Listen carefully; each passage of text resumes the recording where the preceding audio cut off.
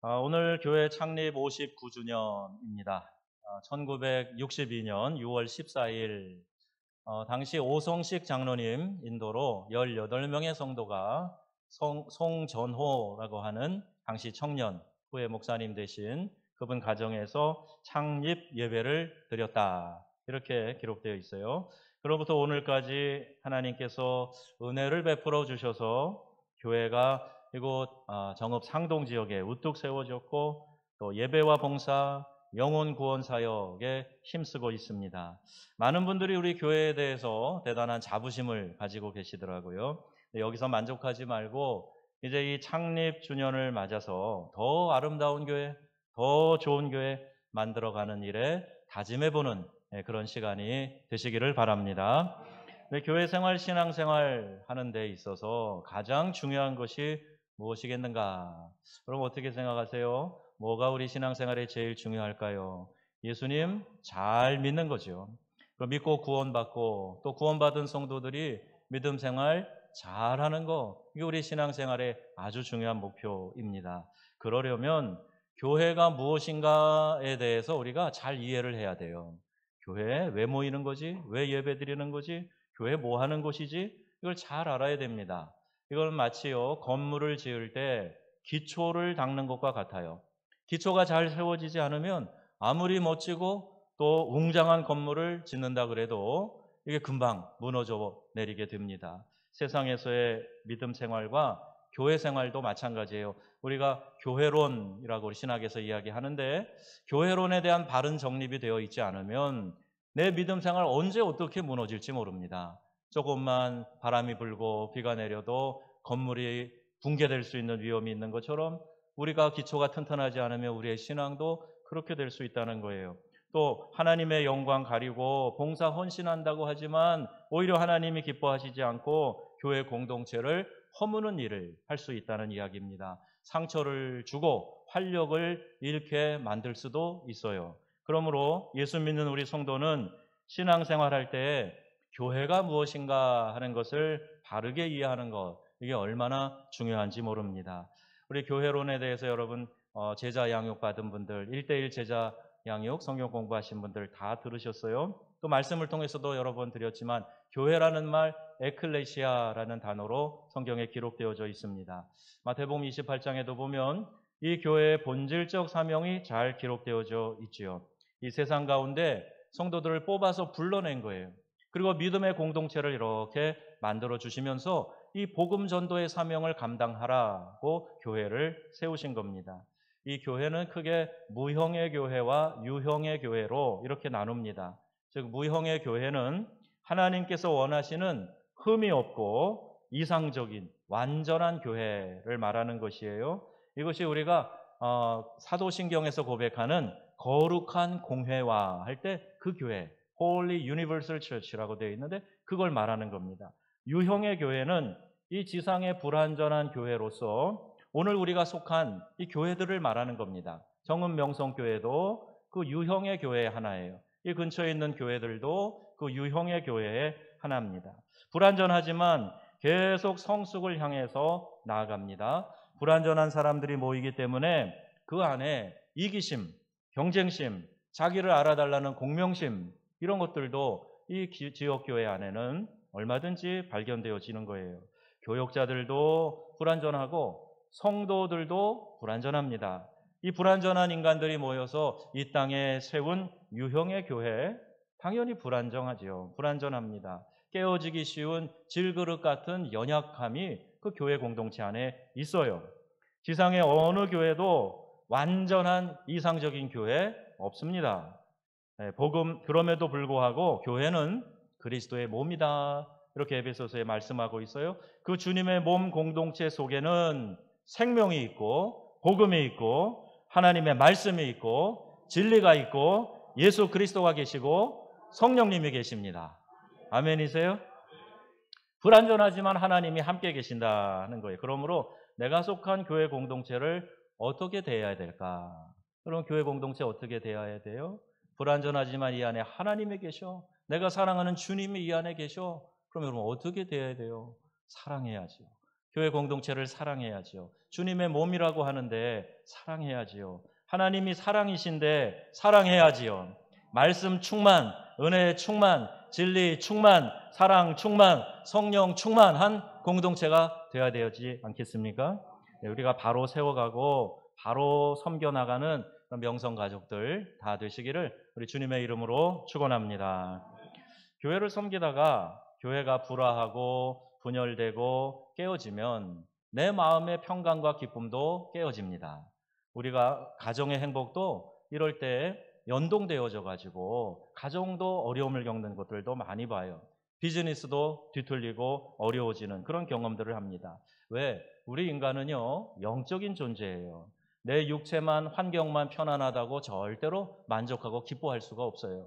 영이 잘 돼야 범사가 잘 되고 강건케 되는 건데 그 영적 생활의 기본이 되는 울타리가 되는 교회가 불화하고 거기에 분쟁이 있고 깨어지고 그러면 다른 삶이 정상적으로 되어질 수 없다는 이야기예요. 그래서 사도 요한을 통해서 말씀하시는 거 우리가 함께 같이 읽겠습니다. 요한삼서 1장 2절입니다. 사랑하는 자여 내 영혼이 잘됨 같이 내가 범사에 잘 되고 강건하기를 내가 간구하노라. 아멘. 영이 잘 되는 역사 있으시기를 축복합니다.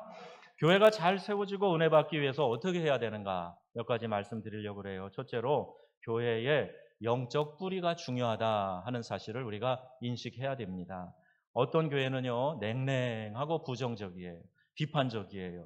이곳에는 다른 교회에서 열심히 섬기다가 온 사람도 금방 그거 배워가지고 똑같은 모습, 비슷한 모습으로 만들어지게 돼요. 이게 변질되는 거죠. 그런데 어떤 교회는요 사랑이 넘칩니다. 서로 세워줍니다. 그리고 격려합니다. 축복합니다. 적극적이에요. 긍정적이에요. 그리고 성령 충만한 공동체가 있어요. 어디 있어요? 여기 있어요. 여기 있어요. 그런 공동체가 있어요. 그런 곳에는요 어떤 사람이 와도 다른 어떤 교회에서 어떤 모양으로 신앙생활을 했어도 그런 공동체에 들어오면 자연스럽게 동화돼서 더 좋아지고 믿음이 더 굳건하게 세워지고 한단 말입니다. 더 성장하고 성숙해지는 거예요. 그러므로 먼저 믿은 사람이 좋은 영적 분위기를 만들어가는 것, 이게 교회 성장의 핵심이에요. 아주 중요한 그런 성장의 열쇠가 되는 겁니다. 좋은 영적인 분위기는 우리 교회가 얼만큼 하나님의 영광을 드러내며 뻗어갈 수 있는가 그 가능성을 말해줍니다. 여러분 어떤 경우에든지 마음의 불평, 불만이 자리 잡으면 은혜 받기 어렵습니다. 불평이 싹트기 전에 싹을 싹 잘라버려야 돼요. 그대로 두면 금방 가시덤불처럼 퍼져나가서 내 마음을 황폐하게 만들 것이기 때문입니다. 이렇게 우리가 하나님의 은혜를 사모하며 영적인 좋은 뿌리를 만들어야 되겠다. 이 창립주일에 여러분 마음에 이와 같은 결단이 있어지기를 축복합니다. 두 번째는 교회가 뭐가 낮아야 됩니까? 문턱이 낮아야 돼요. 요새는 장애자들을 배려해서 문턱을 아예 없애는 데가 있어요. 문턱이 아예 없으면 좋겠어요. 사람들이 그 문턱에 걸려 넘어지지 않도록 문턱이 낮아져야 되고 없어져야 된다. 누가 와도 내 아버지 집에 왔다라고 하는 그런 자유함과 평안함이 넘치는 교회, 그런 교회가 좋은 교회입니다. 그런 사람들이 이제 한 명, 두 명, 누구든지 다 나는 명성교회 교인일 뿐더러 내가 이 교회의 주인 역할을 하는 그런 주인의식을 가지고 교회를 살피고 사랑하고 함께하는 그런 마음을 가져야 된다는 거예요. 이 주인의식이 여러분 모두에게 있어져야 됩니다. 그런데 주인의식은 갖지 않고 손님과 같은 생각을 한단 말이에요. 또 어떤 사람은 내가 주인 행세만 하면서 의식은 좋은 거지만 행세하면 다른 사람은 자꾸 밀어내게 되거든요. 주인 행세는 나쁜 거예요.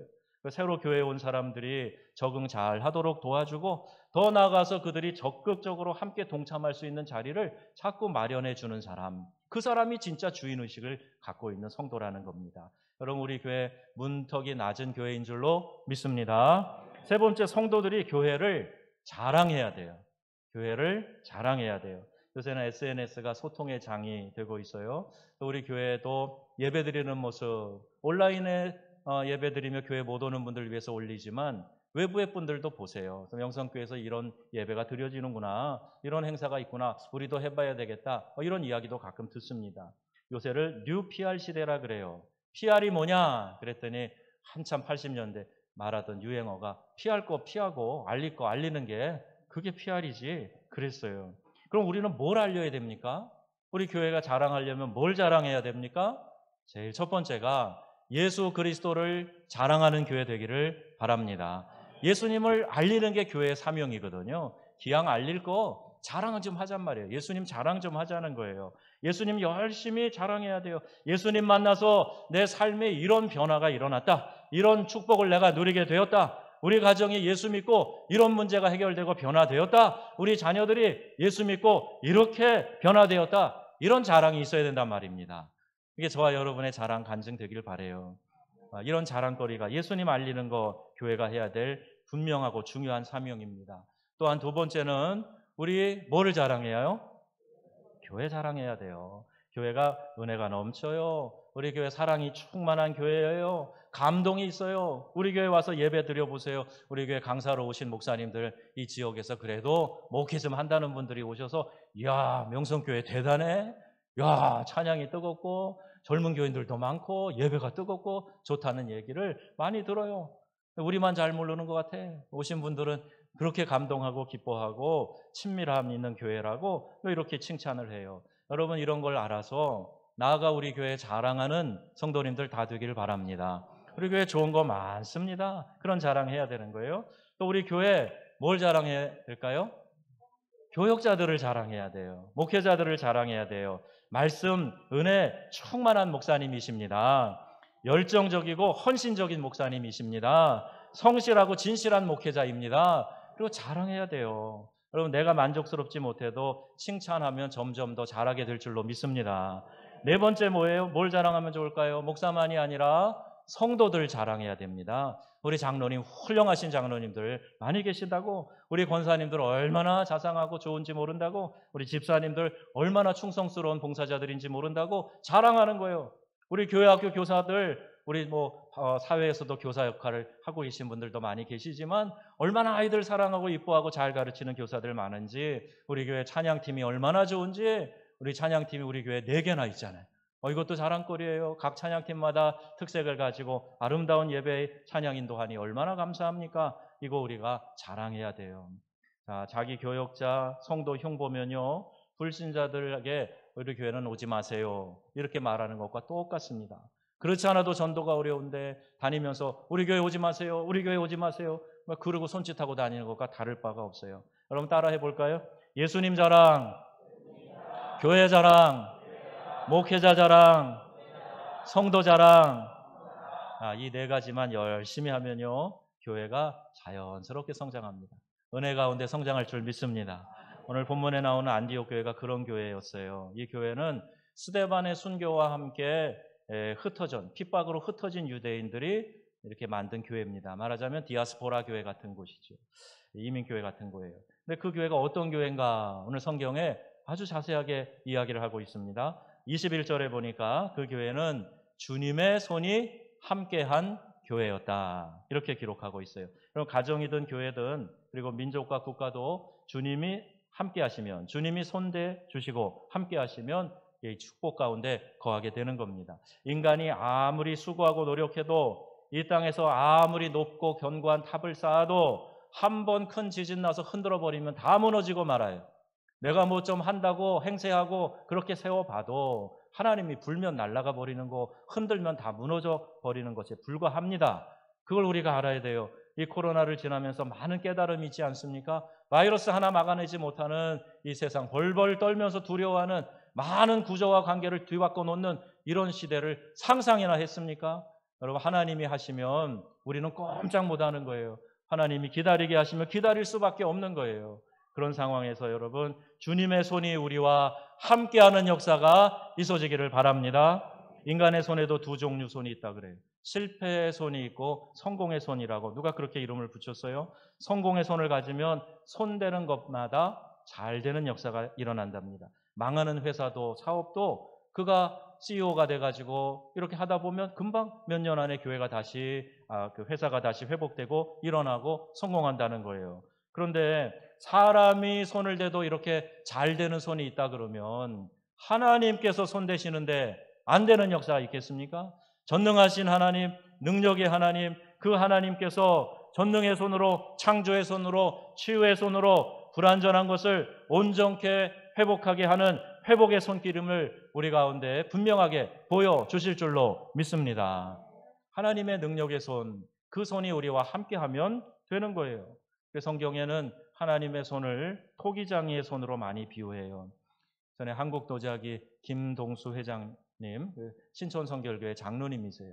거기 견학을 가는 기회들이 여러 번 있었는데 청주 공장에 견학을 갔을 때요, 그릇을 빚는 것들을 보여줘요. 그러니까 진흙 덩어리인데 이 진흙을 뭐 컨베이너인가 거기다 올려놓고 돌리면서 예쁘게 빚어요.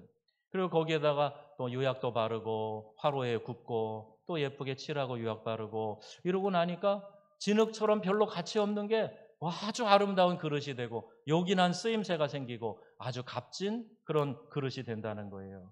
여러분, 다듬어지지 않은 우리를, 진흙 같은 우리를 하나님이 다듬어 주시면, 그 능력의 손으로 만져주시면 우리도 가치가 있고 아름답고 보배로운 그런 존재다운, 우리의 정체성다운 그런 삶을 살아가게 될 줄로 믿습니다. 방탕한 어거스틴을 하나님이 손 대시니까 어거스틴이 성자가 되었어요. 그런 것처럼 하나님의 손이 터치하면 되는 거예요. 하나님의 손이 함께 하시면 모든 문제가 해결될 줄로 믿습니다. 인간이 계획하고 수고해도 하나님의 손이 인도하시고 축복해 주셔야 되는 거예요. 우리가 애국가에 나오는 하느님이 보호하사 우리나라 만세, 우리 성도들은 하나님이 보호하사 큰 소리로 하잖아요. 하나님이 보호해 주시기 때문에, 함께 하시고 역사하시기 때문에 이 나라 잘 될 줄로 믿습니다. 이렇게 고백하는 거예요. 애국가를 통해서. 이 땅의 정치, 경제, 사회 불안한 요소가, 불안할 때가 참 많습니다. 그러나 낙심하지 않습니다. 하나님께서 붙드시면 이 마지막 때에 이 민족을, 이 땅의 교회를 하나님께서 크게 사용하실 줄 믿기 때문입니다. 성경 이렇게 말씀하세요. 시편 127편 1절 말씀 함께 읽습니다. 여호와께서 집을 세우지 아니하시면 세우는 자의 수고가 헛되며 여호와께서 성을 지키지 아니하시면 파수꾼의 경성함이 호사로다. 아멘. 잘 모아놓고 꽁꽁 지키고 있으니까 됐다. 내 영혼아, 여러 해 쓸 물건을 쌓아 놓았으니 평안히 먹고 마시고 즐거워하자. 그 영혼도 하나님 불러가시면 끝이고, 내가 모아놓은 그 모든 재산도 흩어버리시면 끝나는 거예요.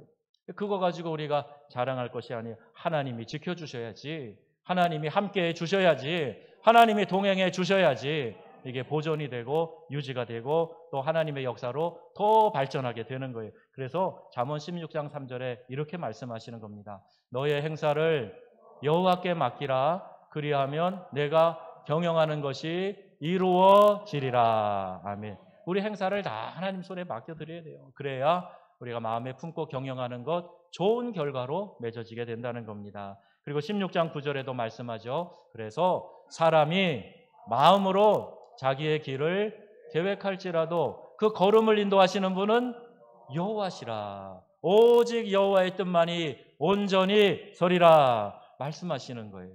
여러분 계획이 많이 있으시죠? 자녀들에 대한 생각도 많이 있으시죠? 여러분이 마음에 어떤 계획을 한다고 할지라도 한 걸음 한 걸음 인도하시는 분은 하나님이신 줄 철저히 믿으시기를 바랍니다.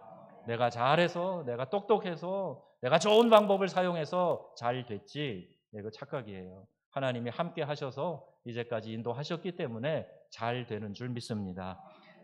이 안디옥 교회는 23절 말씀 보세요. 어떤 교회였습니까? 주님의 은혜가 충만한 공동체였어요.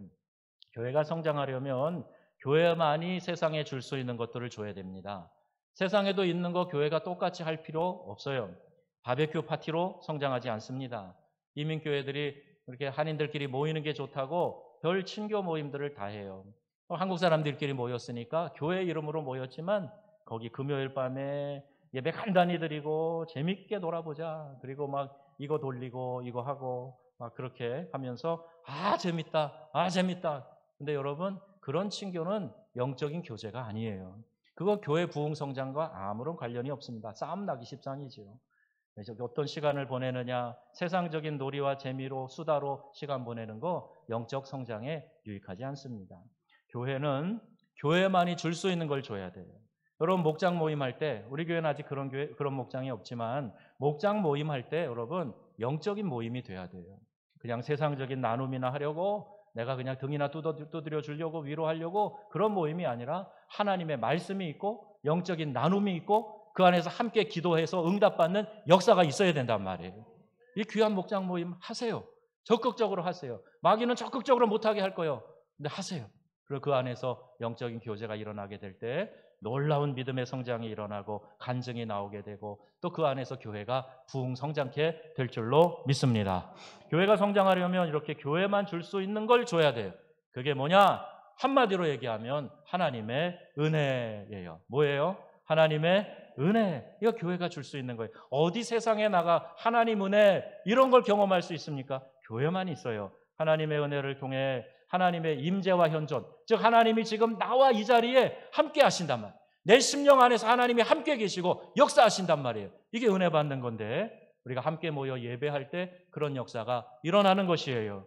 죄의 용서함을 받고 구원의 기쁨과 감격을 체험하게 되고 하나님 주시는 새로운 환상과 비전을 보게 되는 겁니다. 하나님이 주시는 영적인 은혜를 체험하면서 내 마음에 이렇게 살아야 되겠다 하는 비전이 확 들어오게 되는 거예요.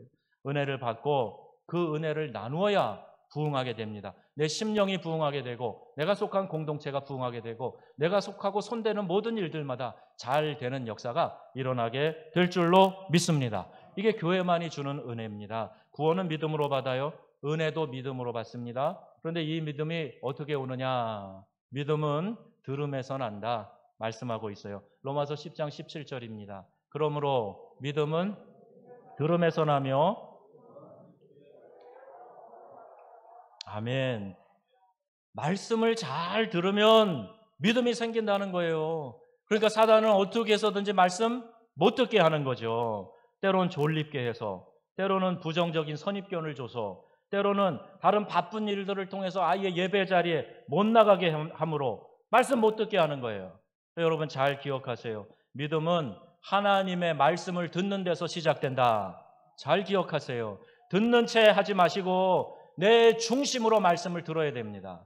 누구 이야기 잘 들어, 그 사람 말 잘 들어. 그럴 때 귀로만 듣는 게 아니잖아요. 그가 그 말을 듣고 움직이는 거예요. 행동하는 거예요. 그게 말 잘 듣는 거예요. 우리 아이 말 참 잘 들어요. 그럼 말 듣고 부모 말대로 순종하고 잘 행동에 옮기는 거, 그게 말 잘 듣는 거예요. 그런데 우리가 하나님 말씀 들을 때 그런 믿음의 자세에 갖지 않고 귀로만 듣고 감상하고 말면 영적 유익이 전혀 생기지 않아요. 믿음 잘하지 않습니다. 믿음은 들음에서 난다 하는 걸 기억하셔서 하나님의 말씀이 내 귀를 통해 내 심령으로 뚫고 들어오는 역사가 여러분 모두에게 있어지기를 주 예수님의 이름으로 축원합니다. 또 은혜가 충만하면 영혼 구원에 관심을 갖게 됩니다. 누가복음 15장 잃어버린 것을 다시 찾는 예화가 나오는데 잃어버린 양, 그 다음에 잃어버렸던 드라크마, 그리고 잃어버렸던 둘째 아들 탕자 다시 돌아와요. 그 아들을 얻은 기쁨, 드라크마 다시 찾은 기쁨, 양을 다시 찾은 기쁨, 이것을 하나님의 마음으로 우리에게 설명해 주고 있는 겁니다. 그 영혼 구원의 감격, 아버지의 마음을 우리가 알면서도 아버지가 기뻐하는 게 영혼 구원하는 건데 그건 관심 하나도 두지 않고 나만 만족하려고 하는 거, 이거 믿음의 자세로는 잘못된 겁니다. 베드로전서 1장 9절에 말씀합니다. 믿음의 결국이 뭐예요? 곧 영혼의 구원을 받음이라. 믿음의 결국은 영혼이 구원받는 거예요. 내가 구원받았으면 내 사랑하는 사람들, 내 이웃, 가족, 친구들 구원하는 거, 이게 믿음의 결국이라는 겁니다. 그런데 돌아온 영혼, 되찾은 영혼, 제일 못마땅하게 생각한 존재가 아버지 집에도 있었어요. 그 믿음의 공동체 안에도 잃어버렸던 아들이 돌아왔는데 아버지처럼 기뻐하지 않고 못마땅하게 여긴 사람이 있었어요. 그가 누구예요? 큰아들이에요. 어떤 분이 그러니까 살찐 송아지 그러는데 살찐 송아지 곧 잡아서 잔치해야 되니까 송아지가 제일 못마땅했을 거다 그러는데 형이 그랬어요. 동생이 돌아왔는데 이 아버지의 아들이 탕자와 이 창기와 함께 다 재산 먹어버리고 돌아왔던데 그 아들을 위해서, 그 당신의 아들을 위해서 송아지를 잡아 잔치를 해줍니까? 나와 내 친구들을 위해서는 염소 새끼 한 마리도 안 잡아주시고, 이렇게 나온 거예요. 아버지 마음을 알면 그렇게 할 수 있었을까요? 이 맏아들이 왜 등장하는지 아십니까? 그 당시 유대인들이 이런 사람들이었어요. 율법주의자들이었습니다. 율법 공동체였어요. 그걸 주님께서 이 비유를 통해 말씀하시는 겁니다. 탕자는요, 은혜 공동체를 상징을 하는 거예요. 비록 그가 죄를 지었고 아버지 앞에 나쁘끄럽지만 돌이켜 회개하고 돌아올 때 아버지는 그를 따뜻하게 품어주신다. 그 은혜를 보여주는 겁니다. 율법 공동체는 자기의 공로와 의의를 내세워요. 남을 비난합니다. 정죄합니다. 이게 율법 공동체의 특징이에요. 용서나 이해가 없어요. 그리고 다른 사람에게 상처를 줍니다. 한 영혼이 돌아와도 기쁨과 감격이 없어요. 그러나 은혜 공동체가 되면 한 영혼을 섬깁니다. 한 영혼이라도 실족하지 않도록 최선을 다하는 거예요. 그들에게는 구원의 감격이 있습니다. 죄 용서함에 기쁨이 있어요. 사랑으로 서로 섬기고 세워줍니다. 상처 입은 심령이 그 안에서 치유를 받고 회복해 되는 거예요. 여러분, 그래서 십자가의 은혜를 깊이 깨달은 사람은요, 누구를 정죄하거나 미워하지 않아요. 내 죄를 용서받은 그 기쁨과 감격만 생각하고 그걸 알기 때문에 하나님께 감사하는 거예요. 나 같은 죄인도 용서하고 구원해 주셨는데 그걸 생각하고 하나님께 감사하는 거예요. 우리 명성교회는 율법 공동체가 아니라 은혜 공동체 되기를 축원합니다. 율법주의는 나만 봐주고 나만 알아달라는 이기적인 신앙을 만듭니다. 은혜 공동체는 한 영혼의 가치를 알고 그를 위해 축제를 벌이는 거예요. 성숙한 사람은 나를 알아달라고 하고 있는 게 아니라 먼저 다가가서 연약한 사람을 붙들어주고 섬기는 본을 보여주는 사람이 영적으로 성숙한 사람이고 믿음이 큰 사람이에요. 안디옥 교회는 또 이런 교회였습니다. 24절, 25절에 보니까 함께요. 성령이 충만한 좋은 리더십이 있었다. 피터 웨그너 교수가 교회 성장학파의 핵심 교수님 아닙니까? 교회 성장은 성령의 역사와 리더십이다. 이런 얘기를 했어요. 리더는 목사님, 장로님만 얘기하는 게 아니에요. 여러분 한 분 한 분 좋은 크리스찬 리더로 성장해야 된다는 거예요. 본문에 나오는 사람 바나바죠. 바나바는 착한 사람이라 이렇게 그의 인격을 설명합니다. 그리고 두 영어 단어가 나오는데 거기 maturity하고 integrity라고 하는 단어예요. 성숙성, 성실성 이것을 말하고 있어요. 바나바가 누굽니까? 바울을 세워줬어요. 초대교회 공동체에서 바나바만큼 그렇게 신실하고 인정받은 사람이 없는데 그 바나바가 새로 나타난 바울, 그것도 예수 믿는 사람을 핍박했던 바울, 그 바울을 데리고 와서 믿음 공동체 안에다 소개를 하는 거예요. 그리고 자기의 리더십을 바울에게 맡기고 자기가 이선으로 물러납니다. 바나바는요, 부유한 사람이었어요. 자기 재산을 정리해서 사도들의 발 앞에 갖다 놓고 어려운 사람들에게 다 나눠 쓰게 한 그런 사람이에요. 이름대로 위로자, 권위자, 그 이름대로 살은 사람이에요. 성령 충만한 사람이었다. 이렇게 성경이 소개합니다. 교회 생활은 영적 전쟁이기 때문에 말씀과 성령으로 무장해야 돼요. 그래야 교회 리더십이 될 수 있고 시험에 들지 않고 역할을 잘 감당할 수 있는 겁니다. 여러분, 말씀과 성령으로 무장하시기를 바랍니다. 은혜를 체험한 사람은요, 그 모든 것을 즐거움으로 감당할 수 있어요. 은혜가 있기 때문에 즐거움으로 그 맡은 직분을 감당하는 거예요. 하나님은 성령 충만한 사람을 쓰셔요. 믿음 안에 큰 꿈과 비전을 심어주시고 그것에 대해서 기쁨으로 반응하고 성령으로 반응하고 하는 사람들을 사용하신다는 거예요. 하나님이 그 말씀을 우리에게 주셔서 하나님이 그들을 들어 쓰시는데 하나님이 들어 쓰시게 되면 더 완벽하고 더 큰 일, 위대한 일을 감당하게 되는 겁니다.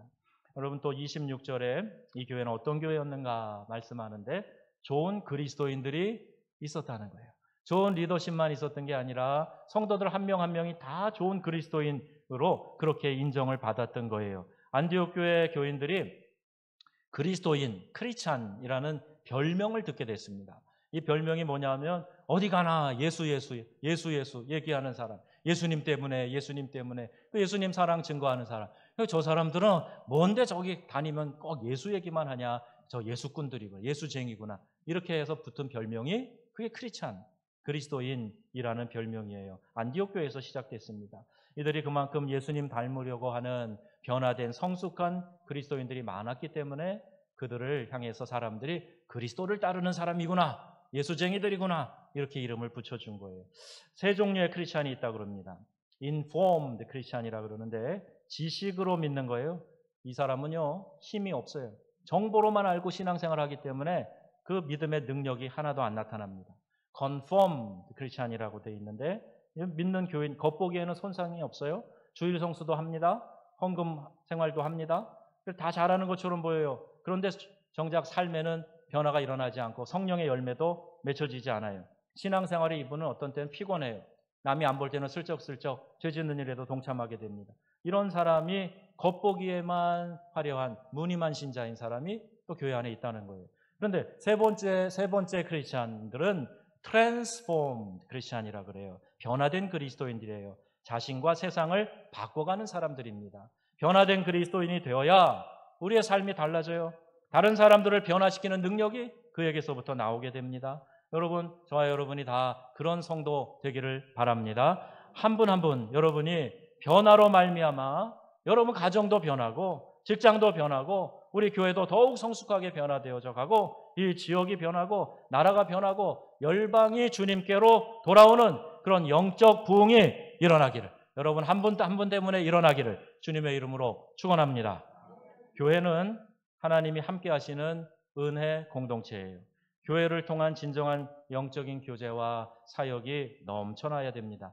이 은혜 공동체 안에서 내 사랑하는 가족, 내 이웃, 그들을 섬기면서 그들을 공동체 안으로 불러오는 거죠. 우리 각자가 행복한 교회 생활을 통해서 가정과 일터에서 축복된 삶이 되어지시기를 바랍니다. 교회 창립 59주년을 맞아서 주님의 은혜가 우리 사랑하는 성도님들 한 분 한 분에게 가득히 넘쳐나시기를 우리 주 예수님의 이름으로 축복합니다. 아멘.